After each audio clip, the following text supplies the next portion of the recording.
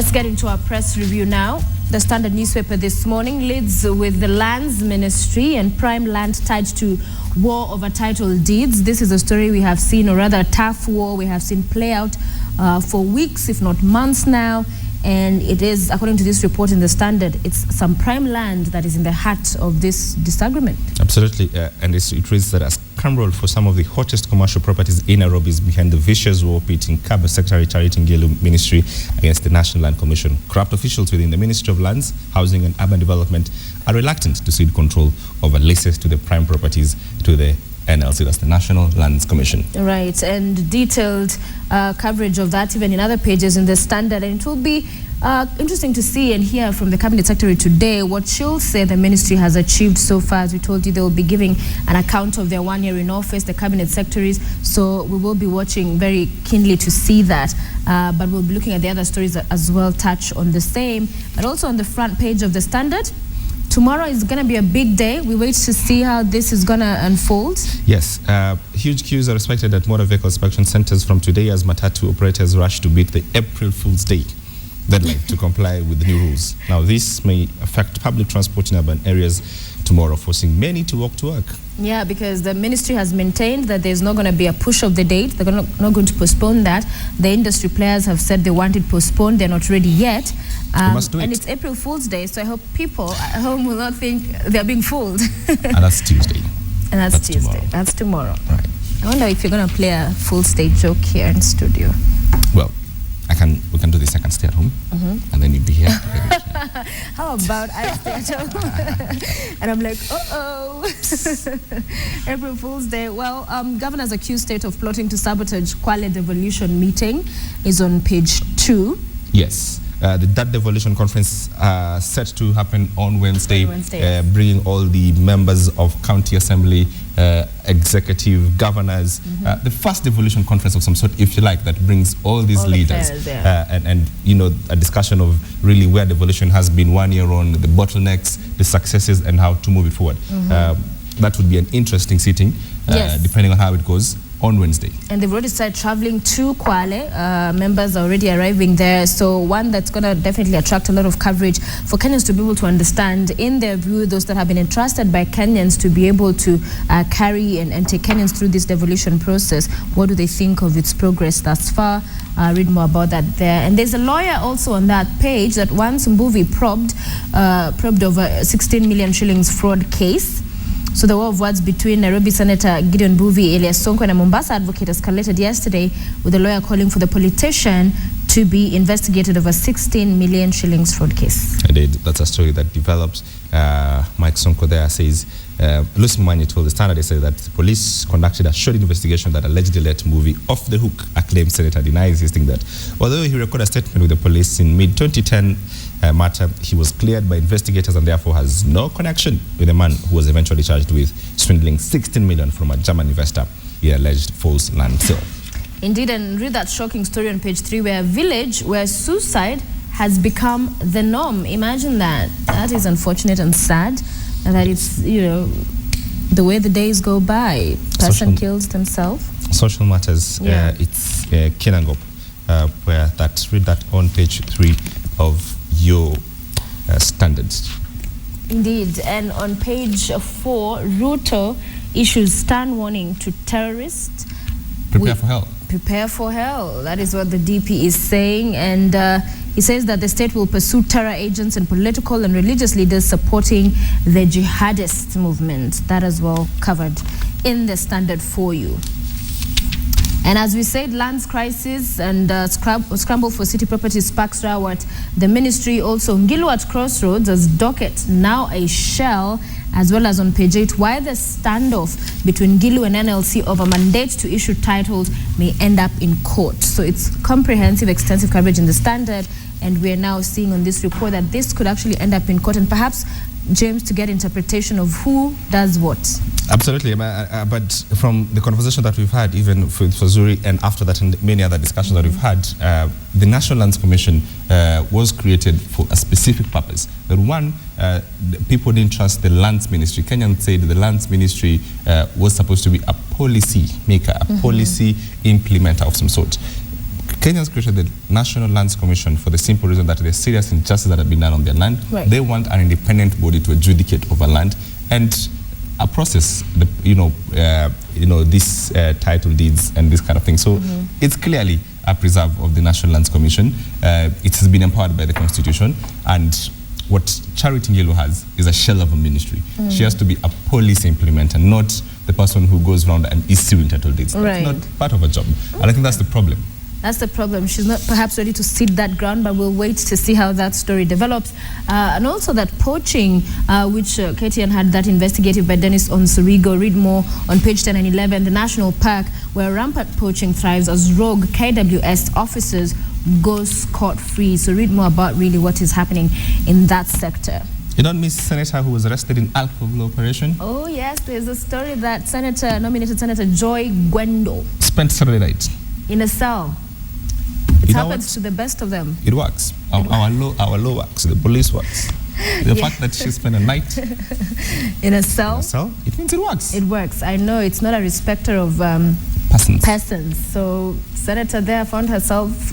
I would like to see. Was there a clip of when she was napped? Anyway, let's continue. Inside the Standard today, Crazy Monday has an interesting headline. It's one you should read. That dirty women, so they wear makeup, expensive perfume, dress elegantly, and all that jazz, but are very filthy.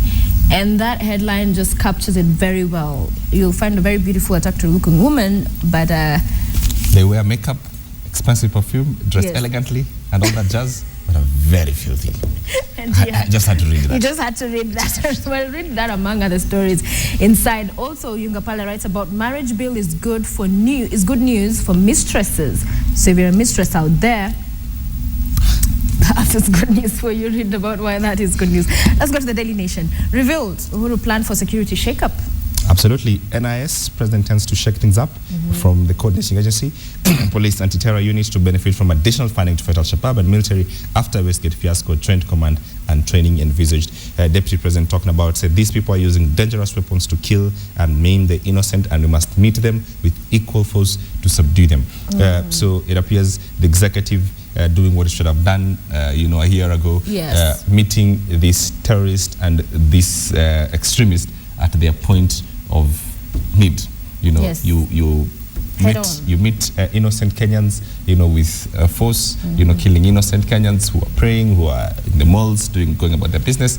You'll be met with the same force. Right. It was amazing yesterday even to see James, the church attacked in Likoni, that they still went ahead with their service yesterday. They still went back to church. You have to. It just shows that resilience. You're not going to cower us, because you'd imagine others would be scared and church would be empty, but church still happened. Absolutely. And I think the thing that these terrorists have tried to do consistently ever since these attacks began was to sort of bring a religious war of some sort, and try and separate, and say, this is what happens to Christian, this is what happens to Muslim, but that has largely failed, at the face of it. So interesting to see how the security apparatus come in to save the situation and come in to do what they're supposed to do. Indeed, and we'll be definitely watching for when Cabinet Secretary Lenku's turn will come to give an account of what he would say his ministry has achieved. But this shake-up, very important. The bomber who blew himself as well is covered here as Deputy President talks stuff on the war against terror. Page 6, senators push for civic education, and it's on to drive the constitution to ensure that Kenyans have an understanding of what the supreme law in the land says. Absolutely. And if you just read some of the reaction there by the three senators, Amos Wako says the cabinet judiciary needs to change their mindset from the way things used to happen under the old constitution. Kipchumba Murkomen says if you scrap the Senate, you as well scrap the entire county governments. Governors can't be in office if senators are gone. Dr. Boni Halwale says it is now clear that the kind of government structure in place is too expensive to run. Wow, some of those sentiments there. Finally, we have a story on the back page for Devolution, says Uhuru. So the government continues to really reiterate, insist, maintain that they are not out to kill this thing. Absolutely. I mean, it's important, and I think for both the government, the central government and the county governments, they must find a middle ground on what devolution is. There are challenges, it's 1 year on, it's difficult, it's expensive, but they must find a middle ground of saying, devolution, there is no escaping devolution. There's no alternative for devolution. Yeah. And once we have that clear, then we can deal with the challenges. But now, it's easy to say, there are people who are not for devolution, there are people who want to kill devolution because of the challenges and how we all interpret the differences and difficulties in devolution. It will be good to see how it plays out even in coming years. Many have said it's the teething problems that have brought that challenge, but definitely one to watch and see as government maintains its commitment on the same. The start today, governors say Uhuru blocking their forum, so MCAs urged to boycott devolution meeting. So yeah, that's the accusation that's coming from that side. Indeed, with that, like you said, this the conference set for Wednesday, governors have been, it's been interpreted that the president has been cozy with MCAs, allowing them grants and such things. It was an attempt by the central government to have the MCAs, the county assemblies, on the side of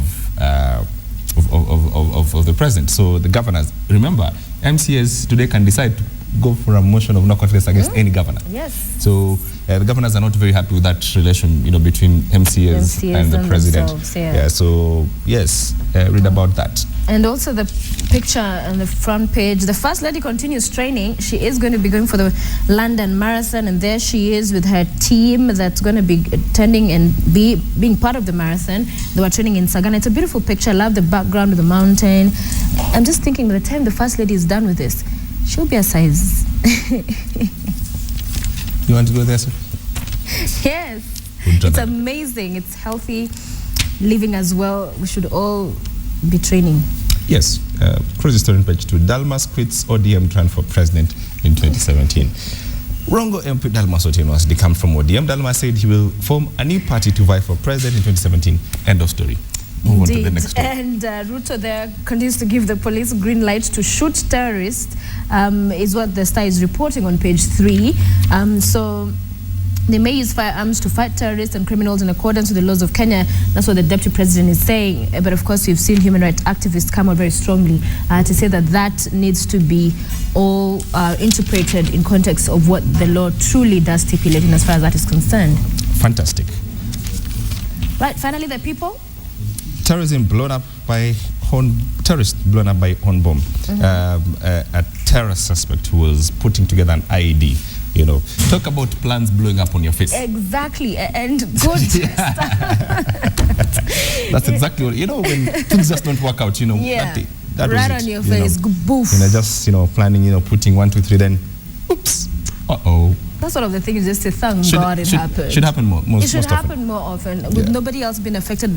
Just him. Yes. That is one of the stories in there. Others, of course, is City Hall. Hunchos list out prime land irregularly, and Kalonzo for top job. Isn't it amazing how attention is shifting, and we're hearing of endorsements for Kalonzo for 2017? We have 4 more years. 4 more years in this government, but we have already endorsement. It's good. Politics. One day is like a year for me. I was just watching this story and thinking, yeah. Let's have this conversation when 2016 December. Yes. And perhaps we'll have more clarity on how that will look like. But no cause for alarm. Transition Authority boss dispels claims of mass exodus of doctors. So the TIA boss is still in this thing, eh? Well, he came out strongly and said that when his authority was, threatened, or he said, that the president and devolution, was out to fight devolution, so now he's trying to, make up,